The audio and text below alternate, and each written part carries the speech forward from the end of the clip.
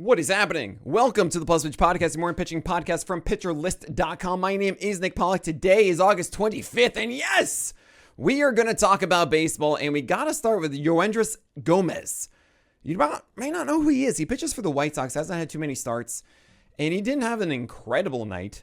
It was only 4.2 innings. However, it was 0 earned runs, 2 hits, 3 walks, and 6 Ks against the Twins. And I just want to highlight the fact that this is an interesting pitcher. He had a FanFor Plus of 122 yesterday, which is pretty exceptional, and that's because he has 7 feet of extension. He has over 17 inches of vert. He also has a relatively flat height-adjusted VAA. I believe it was actually at 1.4 or 1.5 yesterday at 95 miles per hour. The thing is, he doesn't really command it too well. He's not getting it upstairs as much as he needs to. And the secondaries, which are also exciting. You have a lot of sweep on Gómez's sweeper. You have 2 plane movement on the curveball. You have a couple changeups that do get that kick change drop. There is a cutter at 91. It's just not super well spotted yet. That said, watching him pitch, I'm like, this works. This can absolutely do good things for your teams. It's just a matter of consistency, and I don't know if we're going to get that quite yet, but keep him in mind, Yoendrys Gómez. It's also the White Sox, maybe not getting the wins that you want, but he is not just some name that you just don't know and should ignore. Paul Skeens against the Rockies got Rocky Road in Pittsburgh, and honestly, he had a quote-unquote worse, end-quote, start than, say, like Brash and Ashcraft. 7 innings of 0 earned runs, got the win. 3 hits, 0 walks, and 7 Ks. Just on a per-inning basis, you need 101 pitches for this as opposed to like sub 60 for Braxton and only 2 fewer innings. Just saying. Ranger Suarez against the Nationals got the win with 11 strikeouts, 7 shutout innings. Oh my gosh. Where are we drafting him next year? Are you guys actually buying into this for a full season? I think he actually might be undervalued for next year because Ranger Suarez, really thinking about this, he's been interrupted in the other 2 years where it fell off in the second half. Or it was a slow start because of annoying issues. If he's in the rotation, everything is fine entering the year. Yeah, just kind of roll with it. Just like Merrill Kelly, 7 innings of 0 earned runs this year, right? 6 base runners and 8 Ks, killing it for the Guardians. For the Rangers against the Guardians, got that win, of course. And 39% changeups here, which is pretty cool.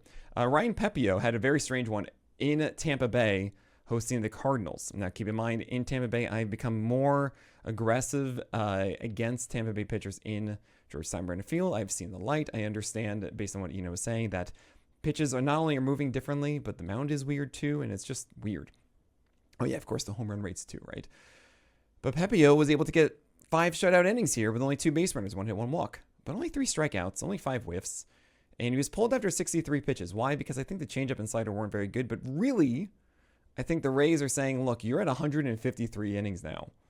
We're likely not going to make the playoffs. We don't want you going like 200 innings, anything close to it. We're probably going to be limiting you a little bit, which is unfortunate. And I would consider Pepiot as a guy you start at, not at home and on the road. And honestly, if that's not really your jam, you don't want 50% of the starts moving forward. Also, we don't know how much is going to be limited. Yeah, it might be time to move on from Ryan Pepiot.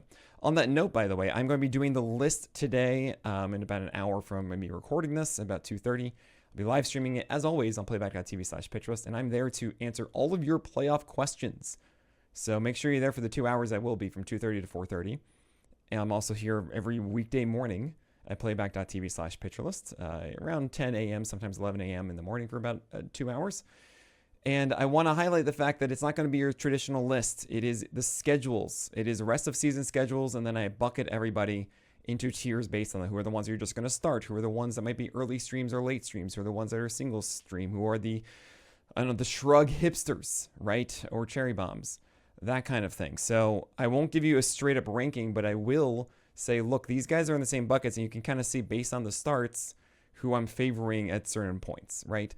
You have Trevor Rogers against the Astros, got the win, and he's just been unstoppable. 7 innings, 1 earned run, 5 hits, 3 walks, 9 Ks. It's just been unreal. It's been unreal. And I could not have predicted this one. I don't think anyone really predicted this one. It's really been the year of the left-handed changeup arms. Logan Gilbert, by the way, ace is going to ace in 6 innings, 1 run, 3 hits, 1 walk, 13 Ks as he hosted the Athletics at the T. 25 whiffs and 42% CSW for a golden goal. He didn't even do like the perfect execution that I wanted so long of really the Blake Snell blueprint, but yeah, generally four-seamers were in the middle or upper half, and then sliders were kind of middle or down, so fine. Logan Gilbert was that, and then you have Zach Gallen getting the Reds carpet, and it came through. 6 innings, 1 run, 4 hits, 1 walk, and 7 strikeouts. I just had Chris Felipe talk about Gallen and ask about him with Horton and Mizorowski. And yeah, Gallen has performed better over the last 4 games, but this was the only one where actually, hey, look, there's some cool signs of the curveball going where it's supposed to go against right-handers, and the changeup going where it's supposed to go against left-handers, and also the four-seamer laying on the edges, not actually being right down the middle and just being like, okay, I need to throw a strike now.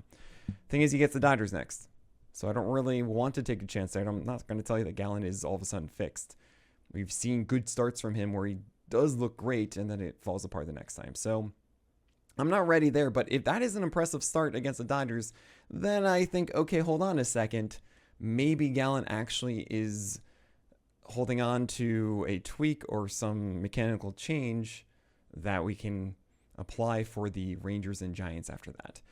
Brady Singer on the other side of that game in Arizona, 6 innings, 1 run, 1 hit, 3 walks, and 9 strikeouts. You love to see that. The sweeper getting 7 whiffs on its own, and the sinker, okay, Diamondbacks 18 for 40 called strikes. 45% called strikes on the sinker to the Diamondbacks from Brady Singer. What? All right, if you want to go for it against the Cardinals, fine. He's a hipster, right? He goes back and forth often. Feels like Singer's been doing better lately. He has, but it could still implode on a given night. Jameson Taillon against the Angels got the win. 5 innings, 1 run, 3 hits, 0 walks, and 3 Ks. He's a Toby. It's great if you need wins. He's a decent stream for ratios as well. Don't expect a ton of strikeouts. You have Bryce Elder against the Mets, getting the gold star. 6 innings, 2 runs, 3 hits, 2 walks, and 6 Ks. This is not something you want to believe in whatsoever. Nick Pivetta got his ace is going to ace with 7 Ks and 6 innings for the against the Dodgers. Amazing. The list curse isn't real. It's been defeated by a Nick. What do you know? Yoshinobu Yamamoto, otherwise known as the Inquisitor, if you know his initials. He was on the other side of that, got a win.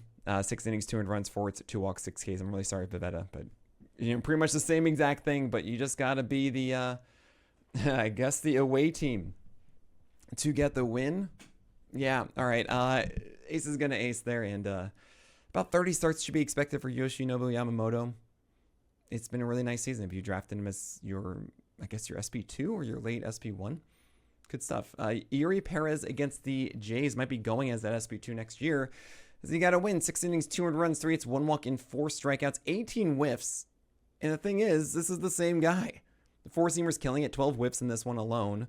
But he's not really figuring out how to attack left-handers with anything else but those four-seamers. However, the Jays are kind of split. They're not able to just platoon out the right-handers and just go lefties. So he got half righties, and he did well against them. The secondaries work better there. Here's hoping that he'll get that fixed by 2026. Carlos Rodon, I needed 4 strikeouts from you, and you gave me 3. 5.2 innings of 2 earned runs, 1 hit, 5 walks for a dusty donut. Whatever, he's fine. I actually went to the U.S. Open yesterday, and I haven't followed tennis at all. I've never been to the U.S. Open. It was a really fun thing. And Ben Shelton was the game that I went to, and also Arina Sabalenka. Awesome to watch them both at Arthur Ashe Stadium. But Ben Shelton, I watched him, and I thought to myself, man, this is the Carlos Rodon of tennis.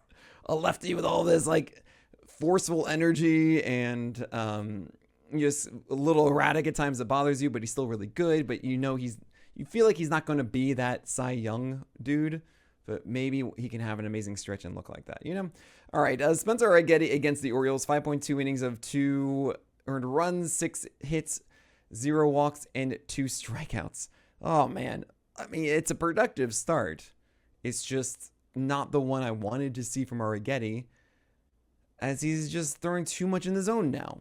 Like, you're not going to get whiffs on all these if everything's just in the zone and they're just getting happy with it. And sure, Koufax helped here, but like Arrighetti, I want to see the ability to throw strikes and being able to nibble with those secondaries and get those whiffs and everything. Like, let's get that together. You get the Angels next, and hopefully you can make that adjustment. David Peterson, 5.2 innings of 200 runs, 5 hits, 4 walks, and 8 strikeouts. I don't want to say 0 every time. I don't know why. And 8 strikeouts, 21 whiffs, 35% CSW. Why?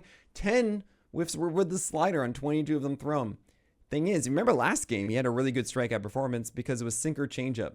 And the sinker was still kind of present. Really, the four-seamer, though, oh my gosh, he located that one. The slider worked really well, and the changeup was thrown under 10 times. And I generally don't like when I have a pitcher having success in 2 different ways in 2 different starts. Some people can be the optimist and say, oh, look, he's got multiple ways for success. And it used to be something that is based in what I do against left-handers and what I do against right-handers. No, this was right-handed success in 2 different ways in 2 starts. But to me, it doesn't speak sustainability. You have to do a new thing each time. I hope that this new slider is new. Like, it is a new pitch that he has better feel for, because it used to be this absurd whiff pitch. But yeah, I'm still a little weirded by it. And yet he has a good schedule, so fine. David Peterson, we're holding on. All right, we have other guys to talk to about. Robbie Ray, some frightening things. Chad Patrick and Gavin Williams, Kevin Gausman. And yeah, some terrible starts from Jacob Lopez, Seth Lugo, Jack Flaherty. Should you worry, I'll tell you after this break. Chad Patrick against the Giants, 5.1 innings of 200 runs, 4 hits, 2 walks, and 7 Ks, 16 whiffs, 36% CSW. My gosh, amazing. 6 for 19 whiffs on his four-seamer, the very top of the zone. So good. We don't always see that from Chad Patrick. 54% CSW on that cutter. I think there's a little bit of blaming on the Giants. He gets the Jays next. I don't feel like Chad Patrick is someone you have to hold on to here. He has these moments. It's just a little too much, just questionable and not enough juice generally. I mean, 7 Ks is great. We normally don't really see that. Robbie Ray against the Brewers. 5 innings of 300 runs, 6 hits, 4 walks, and 0 strikeouts. How am I supposed to butter my bread with this? And I got to say, guys, he's been averaging 93, 94 for the year. He had 94 2 starts ago. The previous start, it was 92.1, I believe, on the four-seamer. This one was 91.3. And then you pair that with the 4 walks, and it's just, are you hurt, Robbie Ray? Is this fatigue? Do you need a start off, or maybe the rest of the season off? Yeah, I'm scared. I'm legitimately scared, and I imagine we will hear something about this week. Gavin Williams against the Rangers, 3.1 innings of 300 runs, 3 hits, 4 walks, 3 Ks. You couldn't find strikes again. Why are you the way that you are, Gavin Williams? You could be so good, and I can't do this. Jake Irvin against the Phillies, 2.1 innings of 300 runs, 6 hits, 2 walks, and 2 Ks. Yeah, this is honestly one of the better starts just because he only allowed 300 runs, and yet he had over 90 ERA, so never mind. Kevin Gausman against the Marlins, 6 innings, 400 runs, 7 hits, 1 walk, and 7 strikeouts. So you like to see the strikeouts, and that's it. Because the 16% CSW on the splitter ain't it.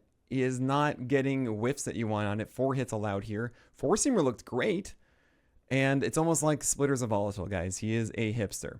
Kyle Hendricks against the Cubs, not a good revenge game of 4.1 innings of 400 runs. I guess that's kind of good for Hendricks against the Cubs. Whatever. Matthew Liberatore against the Rays. He just isn't someone you want to go for anymore. 4.1 innings of 400 runs. You should have moved on if you haven't already. McCade Brown is not even in our system, and he showed up to pitch for the Rockies in Pittsburgh. 3.2 innings of 400 runs. Yeah, he is not the kind of guy that you want to go for, and he's a Colorado pitcher. Like, you don't do that. Dustin May against the Yankees. 4.1 innings and 500 runs, 5 hits, 3 walks, 3 Ks. Yeah, this is a little bit more cutter usage, 35% CSW, fine. But no, this is far too little for us to get excited and consider Dustin May. I'm so sorry. Taj Bradley against the White Sox. He returned from the minors. And 5 innings of 700 runs, 9 hits, 1 walk, and just 1 strikeout. How am I supposed to butter my bread with this? This was his debut for the Twins. It was 95-96, and he is his hipster self. But yeah, you don't want to chase that whatsoever. Seth Lugo against the Tigers. Oh man, this game itself, just for Lugo and for Flaherty, both of them were rough. 4.1 innings, 600 runs, 6 hits, 2 walks, and 5 Ks for Lugo. And I feel like it's a bit of a nail in the coffin for Seth Lugo, simply because he's at 91. It's actually under 91. He was been about 92 for the year. His curveball is still good, but nothing else is really helping him. The last start that was all right for Seth Lugo, fastball helped him. Nothing else is at the moment. I wonder if it's just fatigue. It feels like something that Seth Lugo should be able to pull himself out of. It's just, he hasn't. And he'll get the Tigers again. I feel like you got to bench him. Jack Flaherty against the Royals, right, on the other side, was 5 innings, 8 earned runs, 10 hits, 0 walks, and 3 Ks. And once again, we had a clunker of an inning. 6 earned runs in that third inning. Oh my gosh. And they even came out for the 6th after, and like an okay 4th and 5th. 6th came out, 2 base runners got pulled, and of course both came around to score for 8 earned runs. It's just, it's so frustrating. I heavily regret the fact that I was still in on Flaherty, and it really didn't make sense to me. And he did have some good starts, but like, yeah, you can't go 2 whiffs total on both the curveball and slider, 1 each. The risk is just so high right now. Ugh, I hate it. And Jacob Lopez at the T in Seattle. 2 innings of 9 earned runs, 6 hits, 6 walks, 2 strikeouts. Oh my gosh. I mean, this is kind of hilarious to me because, yeah, Jacob Lopez was killing it, just getting all of these strikeouts. And yet we knew the floor. We knew, like, he could be this kind of guy. This is the worst one, of course. And it's all rooted in a southpaw being absurdly cross-body. And what that means is it's harder to get your command back when you lose it. When you're throwing from the side of the ball like that, the timing of coming across the zone versus being higher up where you're coming down on the arm, which means you're north to south really, right? It's just harder. And a 42% zone rate for Jacob Lopez was just terrible. Thing is, why do guys do that? Well, they are harder to see. They are more deceptive. They get a little bit more movement if you do that cross-body mechanics, those mechanics. I understand why he does it. It also means that Jacob Lopez, despite being so bad in this one, I was hoping he was in a rhythm. Well, he could just get back next time. This was a bad day. So don't rule him out for being bad the next one. And also, if you don't want to take the risk, I completely get it. All right, that is it for today. Thank you all so much for supporting what we do. My name is Nick Pollack, and may your BABIPs be low and your strikeouts high.